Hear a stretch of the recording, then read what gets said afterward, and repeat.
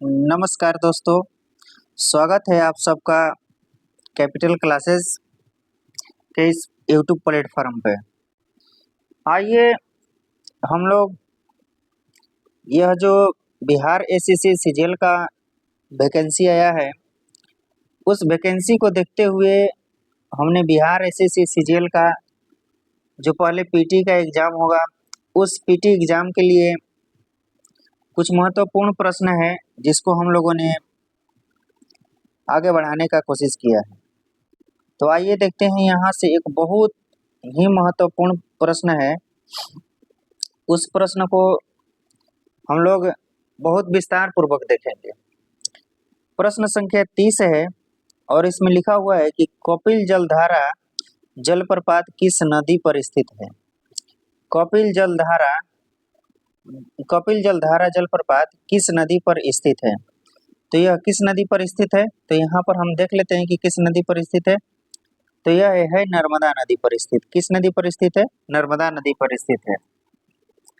तो नर्मदा नदी का बारे में अब हम लोग देखेंगे कि नर्मदा नदी का उद्गम कहाँ है, किस राज्य से निकलती है, कहाँ से निकलती है तो कहाँ गिरती है, उसमें मिलने वाली उसकी सहायक नदियाँ कौन कौन सी है, कौन कौन से जलप्रपात हैं, कौन कौन से नर्मदा नदी पर बांध है, किस दिशा में नर्मदा नदी बहती है, नर्मदा नदी का मुहाना कहाँ है, ये सारी बातों को, नर्मदा नदी का उपनाम क्या है, इन सभी बातों को, नर्मदा नदी के बारे में अभी हम 2 मिनट में सब इस सब का टोटल जितने प्रश्न बनते हैं सभी प्रश्नों को हम लोग हल करने का कोशिश करेंगे।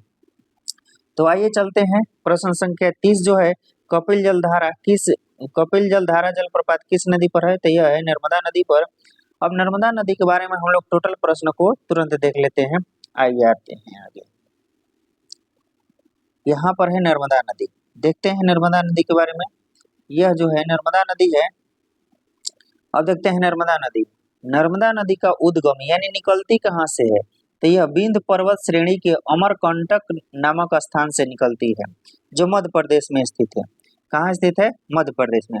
उद्गम कहाँ से हुआ? विंध्य पर्वत श्रेणी के अमरकंटक नामक स्थान से निकलती है। विंध्य पर्वत श्रेणी है, विंध्य पर्वत श्रेणी के अमरकंटक नामक स्थान से निकलती है, जो मध्य प्रदेश में स्थित है। इसकी लंबाई की अगर बात करेंगे तो 12-13, इधर से याद करेंगे तो 12-13 हो जाएगा और इधर से याद करेंगे तो 13-12 हो जाएगा।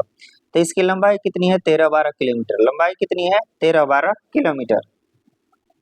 आइए अगला पॉइंट है कि पर्वत श्रृंखला के मध्य, यानी किन किन 2 पर्वत श्रृंखला के मध्य यह बहती है, तो विंध्य पर्वत श्रृंखला और सतपुड़ा पर्वत श्रृंखला, 2 पर्वत श्रृंखला के मध्य में यह नदी जो है बहती है। आगे हम लोग देखेंगे कि विंध्य पर्वत श्रृंखला और सतपुड़ा पर्वत श्रृंखला के बीच में यह नदी बहती है।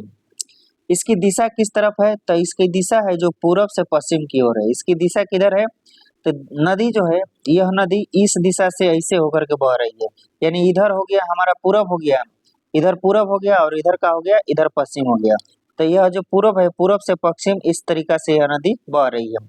तो दिशा कैसे हो गया? पूरब से पश्चिम हो गया। दिशा किस तरफ से हो गया? पूरब से पश्चिम।